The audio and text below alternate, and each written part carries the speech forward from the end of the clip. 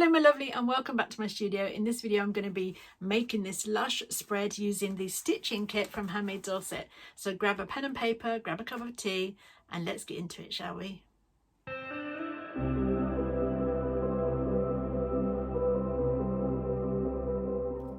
Introducing the Handmade Dorset junk journaling kit called Stitcin. In this kit you get lots of lovely papers, all these here, and lots of lovely elements. 50 in total. Wowzers. Let's get cracking. So here's my little planner. I'm going to do a double page spread in this one today. Just going through, can't decide what to use first, of course, that's not a problem.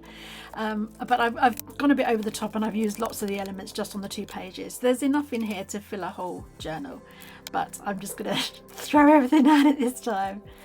Here's some gorgeous background papers. I'm just literally covering the background. I used a PVA, it's a watered down PVA, just in a little squeezy bottle that I can fill up any time. And it just means I don't buy Pritt sticks, which obviously are plastic, and any of those kind of roller tapes. I know it's really handy to have a dry tape, you know, a dry adhesive when you're creating, but I'm not a fan of all the plastic that they create, those kind of containers, so I'm sticking with my PVA, even though it's a bit messy. I'm a messy maker. Are you a messy maker? Anyway, let's get cracking. So I'm laying stuff out. I really don't know how it's going to look right now. I'm just playing with the elements. Try not to get too hung up about it. Just, you know, playing about and watching as things develop, because at the end of the day it's just a bit of paper, and you know, I can change things as and when. I can cover things up, I can even paint over them. Everything that's reproduced here that isn't the original elements, like the backing papers, has been produced on a laser printer, which means that if something really looked horrid in the future and I really disliked it for some weird reason, I could paint over it and the ink wouldn't bleed and it wouldn't become messy and muddy. I could just literally paint over it or use a water-based media to cover it with another paper in it, but none of it would bleed through. It will be absolutely fine. So lots have happened while I've been chatting away. We've used some beautiful cotton kind of embroidery anglaise lace, and we've made a little pocket out of paper, which is literally just a piece of folded note paper, and behind the orange gingham fabric at the top there we've made a tiny little hidey place for tiny little hidey notes.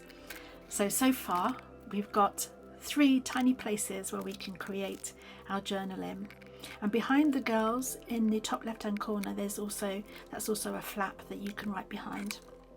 And I've just popped in another little envelope, this little A6 one, and popped a little paper embroidery anglaise edge to it, and then popped in a couple of pieces of paper inside that as well, so there's more journaling space. Funnily enough, I actually glued that little pocket that says create on it, I actually glued it to the page by accident. I had to peel it off. So, you know, just don't get too hung up on it, folks. You're just playing. This is all what it's about. Just play, you know, and enjoy it. So the only piece I use in this whole thing, apart from the PVA and the pair of scissors of course, is that distress ink you can just see to the right of the page from Tin Holt's Ranger, which we will actually be stocking at some point for Handmade Dorset, because it creates these lovely vintagey edges around things. Very easy to use, can't really go wrong with that. And I've used it actually around that. You see the sewing machine on the trestle table? It's just around that.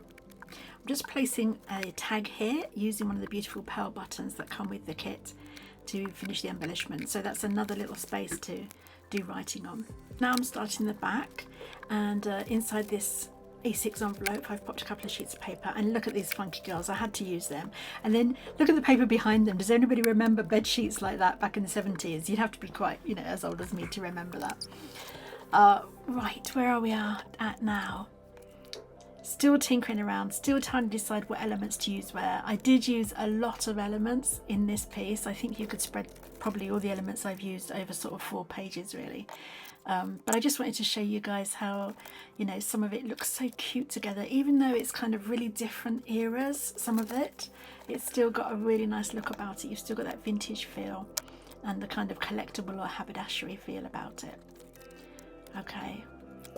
That little floss at the top there is one that it comes with the kit, but I've actually drawn on it in pen as well to add another element, just like I'm doing here around this. I'm adding kind of pretend stitching because I just think it looks super cute. And this tiny edging here. We'd already used it on the front on one bit on that secret tab, if you remember, and now I'm popping it at the bottom here, so it's echoing. So when you actually close the envelope back down, you'll still be able to see that peeping through behind that cotton lace. Now I really wanted to use this cotton tape which comes with the kit, and I didn't know where to put it. I was like, can I put it here? Can I put it here? Can I stick it on the edge of that? I don't know. And in the end I decided to make a tab for it, with it, for this little flap, and use one of those paper button elements. There we are. I think I actually do use, I'm admiring the work, use a little bit of washi tape here just to trim off the edge. They're all completely secure, but I just thought it added another little element really. And obviously you can use any washi tape, but we do sell it at Handmade Dorset. Popping in some paper into that tiny create pocket. Okay, admiring my work. Let's have a look, shall we, folks, what we've done. So there's two flaps here, some with writing inside, writing paper inside and behind the tag, and at the back of the tag as well, of course. Here's that teeny tiny pocket, it's so adorably cute. And obviously another little secret stash place where you can pop some little messages, or, you know, just some nice words of encouragement, whatever, however you like to do your journaling. And then here's the back here with space to put things inside the pocket and to the bottom right hand side of the page. So that's that. Oh, I love how 3D it is, and I love all the colours working together. Thanks so much for watching. Don't forget to check out our other videos.